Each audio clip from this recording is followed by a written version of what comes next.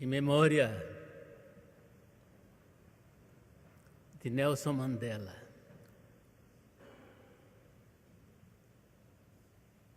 Como uma forma de unir o nosso espírito ao espírito da humanidade. E nessa semana perdeu um dos seus grandes líderes. Gestos de misericórdia. Gestos de misericórdia.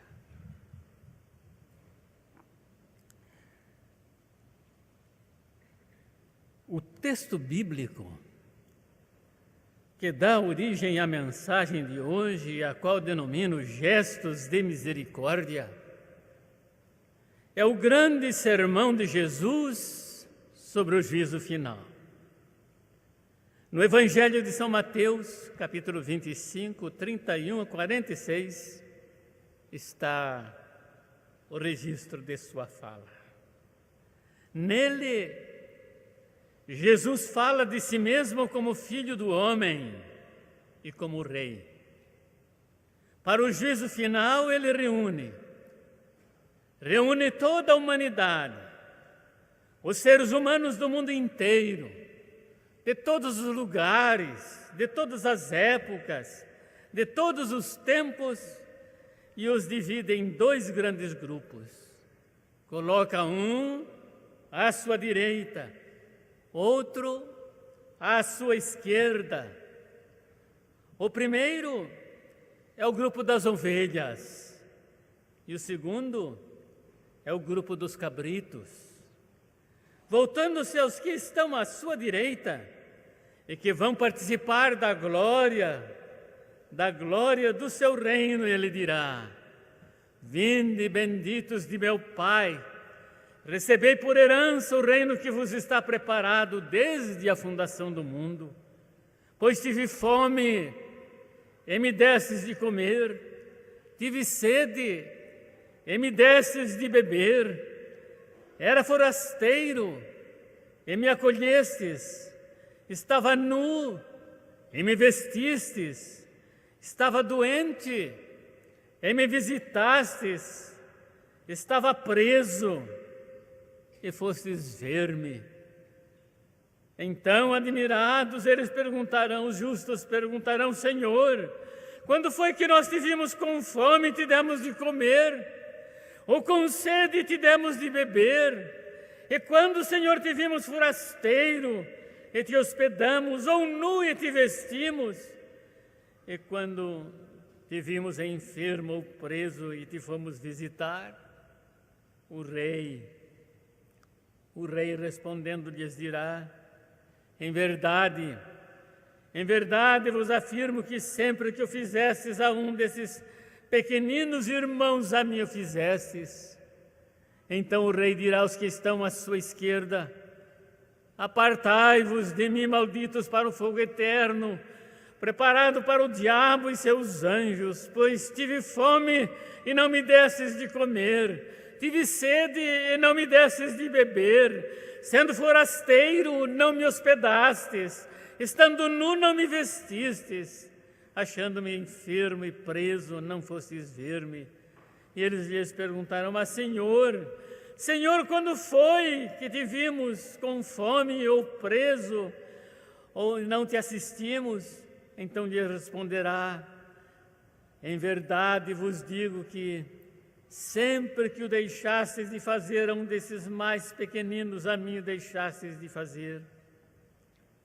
E irão estes para o castigo eterno, porém os justos para a vida eterna.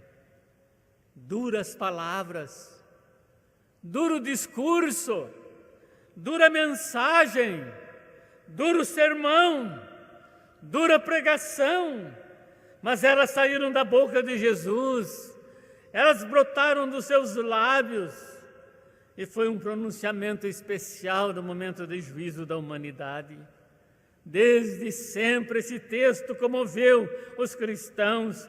Ele foi considerado como o melhor resumo dos evangelhos, como uma espécie de essência e coração da fé cristã.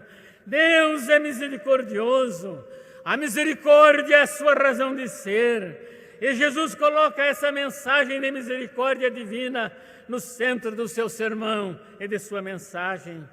Os teólogos e pensadores cristãos ao longo do tempo falam da misericórdia como o gesto da grande compaixão de Jesus. Assim, misericórdia é olhar o outro com compaixão, com gentileza, com generosidade, com bondade, com compreensão.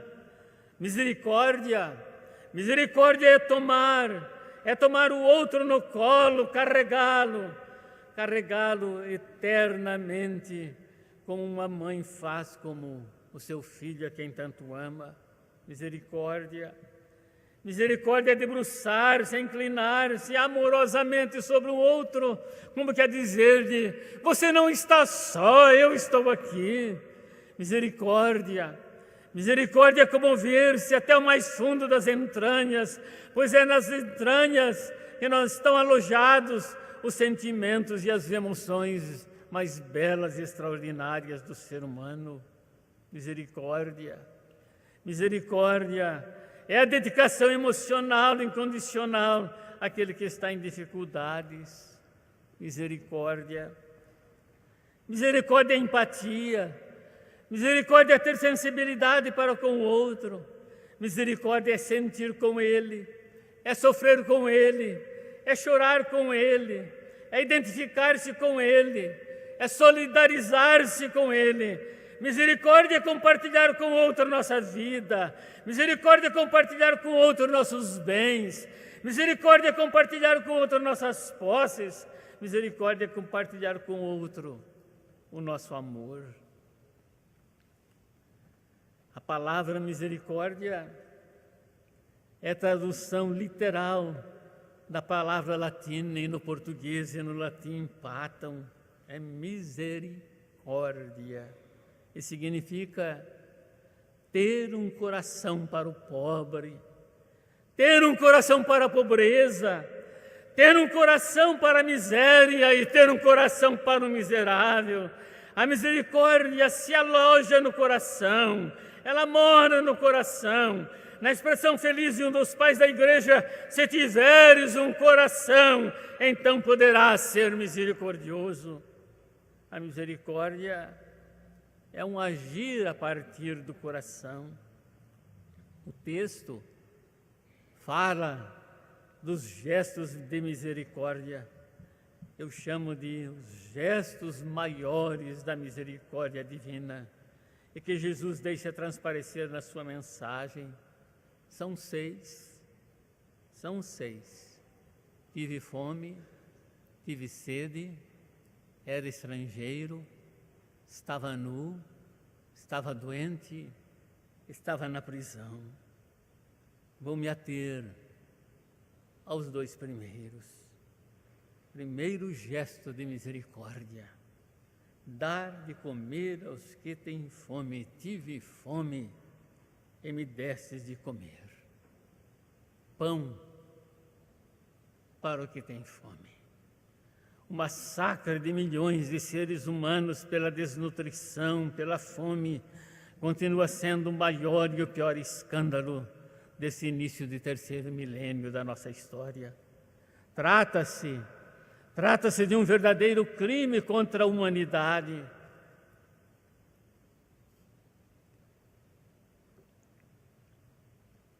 Que nenhuma razão justifica, que nenhuma política pode legitimar. Nós somos hoje 7 bilhões de seres humanos na face da Terra, e desses 1/3 sofre daquilo que os técnicos chamam de fome extrema, pobreza absoluta. A fome e a desnutrição crônica continuam a ser uma espécie de maldição hereditária da humanidade. A fome é terrível, a fome é indisfarçável. Uma pessoa faminta enfrenta qualquer tipo de dificuldade para conseguir pão.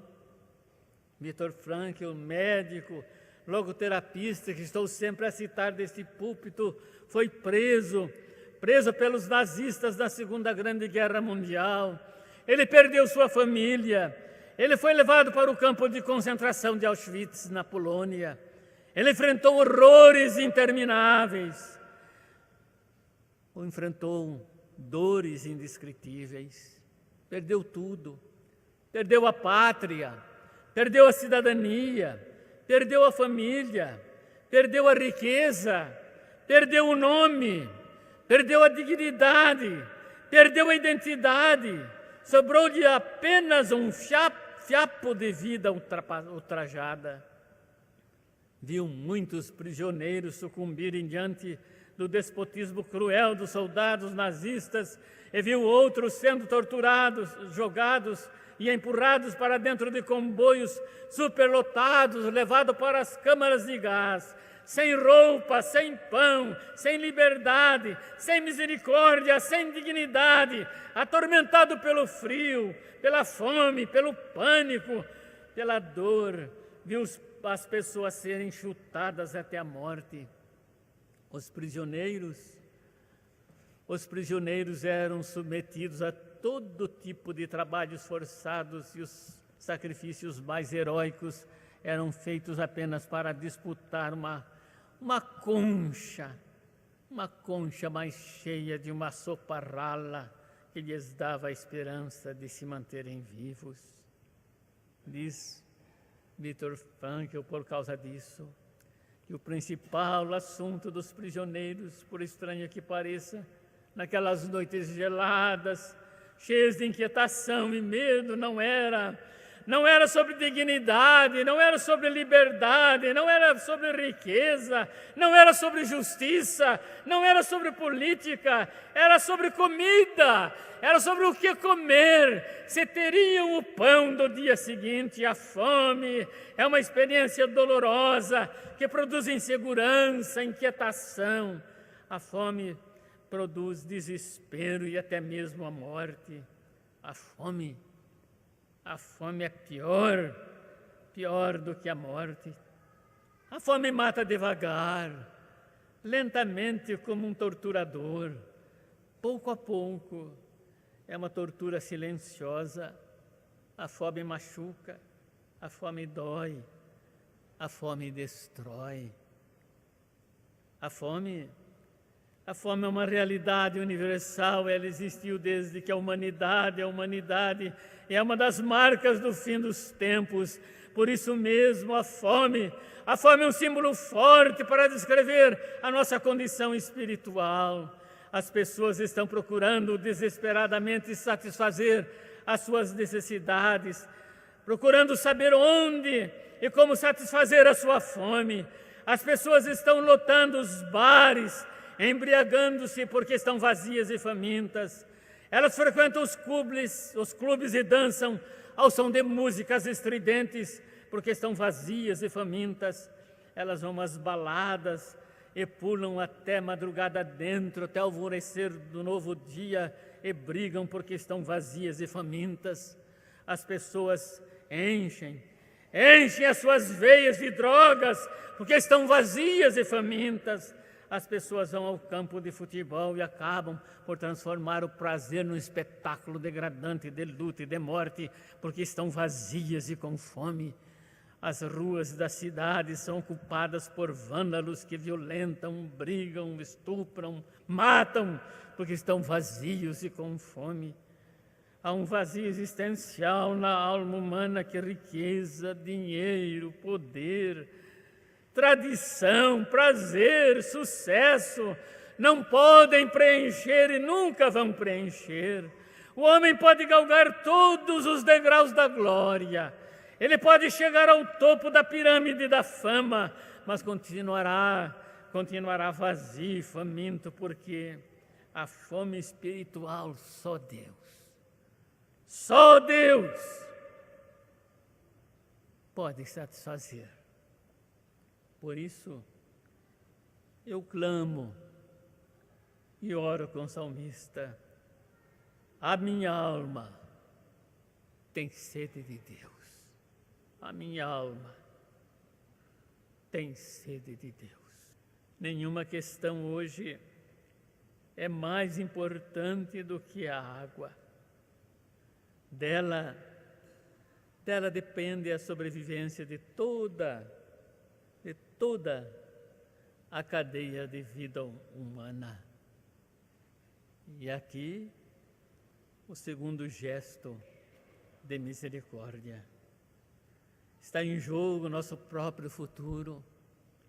Por ser escassa, a água transformou-se num bem de alto preço. Como somos regidos por uma economia de mercado que tudo transforma em mercadoria, o que vemos hoje é uma corrida mundial desenfreada para privatizar a água. O grande debate hoje se trava nesses termos e vai despertando temor pela manhã. A água é fonte de vida ou fonte de lucro? Importa reconhecer. A água não é um bem econômico como outro qualquer. A água é vital e, como tal, carrega um bem sagrado. Ela está ligada a outros valores culturais, a outros valores simbólicos e espirituais do ser humano. Sim, a água é alimento, a água é vida e geradora de vida. E por isso mesmo, um dos símbolos mais poderosos da vida eterna. Esse é o sentido das palavras de Jesus quando na festa das tendas em Jerusalém se colocou à frente dos festejadores para proclamar em outra voz: se alguém tem sede, venha a mim e beba. Para Jesus, a sede é sempre a expressão dos desejos mais profundos e das necessidades mais profundas do ser humano. Quando Jesus fala com a mulher samaritana sobre sede, não se trata somente da sede de água, mas da sede do coração. Jesus também tem sede e fala para a mulher samaritana: dá-me de beber. Ele admite ter sede, mas quando fala à samaritana sobre a sede de água, ele está, na verdade, começando a falar de alguma coisa mais profunda, da sede de vida, da sede de amor, da sede de justiça, da sede de paz. E Jesus surpreende aquela mulher que bebe daquela água. Ele diz para ela: todo aquele que bebe desse poço terá que voltar novamente para buscar um novo suprimento de água, mas quem bebe da água que eu lhe der, nunca mais terá sede. Quando a mulher pede a Jesus que lhe dê dessa água: Senhor, dá-me de beber dessa água, para não mais precisar voltar todos os dias a este poço.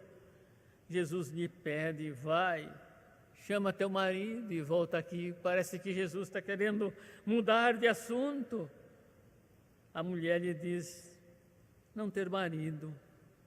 Falaste bem, disse Jesus, eu não tenho marido. Pois tiveste 5 maridos, o que agora tens não é teu marido. 6 homens não conseguiram satisfazer a sede de amor daquela mulher. Jesus querendo dizer àquela mulher que a verdadeira sede do ser humano é uma sede de amor. Segundo João, na cruz Jesus disse: eu tenho sede. Jesus se torna solidário ali com a humanidade. Ele tem sede como a humanidade tem sede.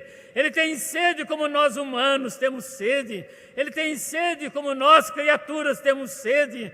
Na cruz ele sente o que é ter sede e não está sedento apenas de água, está sedento do amor da humanidade. Quer todos atrair a ele ali na cruz. Não lhe dão água, nem vinho, mas vinagre, porque debaixo da cruz os seres humanos se tornam vinagre para ele. Vinagre que tem gosto amargo, vinagre que é vinho azedo. No lugar do amor ele encontra ódio e incompreensão. Na cruz Jesus bebeu do ódio e da rejeição da humanidade até a última gota, dizendo: tudo está consumado. Mas foi justamente através desse gesto de misericórdia, que o seu amor tudo transformou. Não precisamos mais beber, não precisamos mais beber do vinagre amargo como seres humanos. É-nos concedido beber do amor de Jesus, que mata nossa sede mais profunda.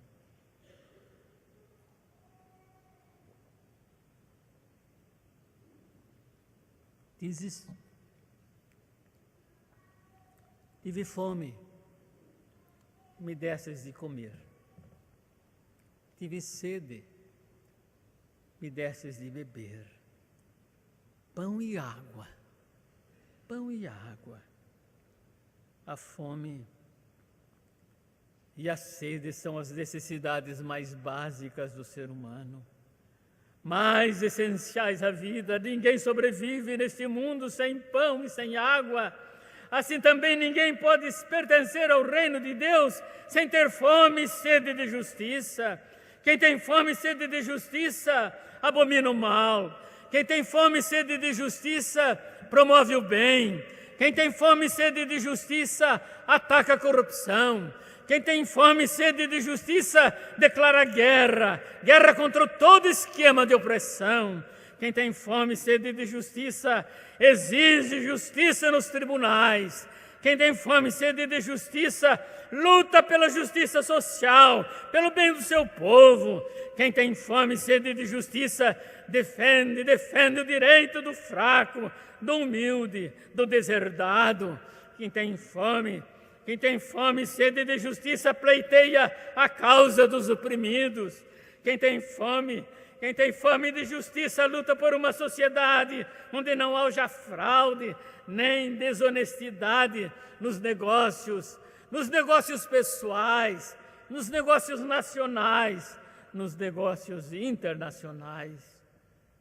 Quem tem fome e sede de justiça luta por leis justas para o seu país e para o seu povo, seus irmãos. Quem tem fome e sede de justiça trabalha para que os justos governem e os magistrados julguem com equidade.